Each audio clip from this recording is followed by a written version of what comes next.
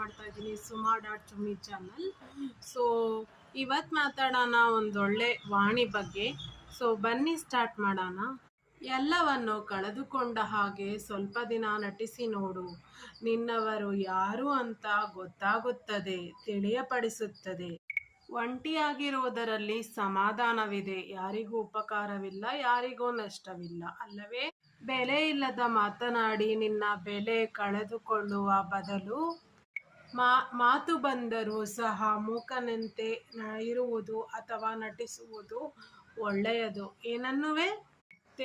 ಮತ್ತೆ ನೋಡಲಾಗದ ವ್ಯಕ್ತಿ, ಮತ್ತೆ ಮಾತನಾಡಲು ಸಾಧ್ಯವಾಗದ ವ್ಯಕ್ತಿ, ಮತ್ತೆ ಭೇಟಿಯಾಗಲು ಸಾಧ್ಯವಾಗದ ವ್ಯಕ್ತಿಯ ನೆನಪುಗಳು ಸದಾ ನಮ್ಮ ಮನಸ್ಸಿನಲ್ಲಿ ಪ್ರತಿಯೊಂದು ದಿನ ಮರುಕಳಿಸುತ್ತಿರುತ್ತವೆ. ಏಕೆಂದರೆ ನಿಯತ್ತಾಗಿ ಪ್ರೀತಿಸಿರುವ ಜೀವ ಯಾವತ್ತಿಗೂ ಅವುಗಳನ್ನು ಮರೆಯುವುದಿಲ್ಲ.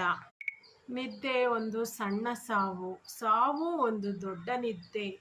ತುಂಬಾ ಚೆನ್ನಾಗಿದೆ ಅಲ್ವಾ ಈ ಒಂದು ನುಡಿ? ಇದು ಸಂಬಂಧ ಅಂದ ಮೇಲೆ ಆ ಸಂಬಂಧಗಳಲ್ಲಿ ಇಬ್ಬರ ಮಾತುಗಳಿಗೂ ಬೆಲೆ ಕೊಟ್ಟರೆ ಆ ಸಂಬಂಧಗಳು ಇಲ್ಲವಾದರೆ ಆ ಸಂಬಂಧಗಳಲ್ಲಿ ಅನಿವಾರ್ಯತೆ ಇರುತ್ತೆ ಹೊರತು ಪ್ರೀತಿ ಅನ್ನೋದು ಇರುವುದೇ ಇಲ್ಲ. ಏನಂತೀರಾ ಸ್ನೇಹಿತರೆ, ನಿಜವಲ್ಲವೇ?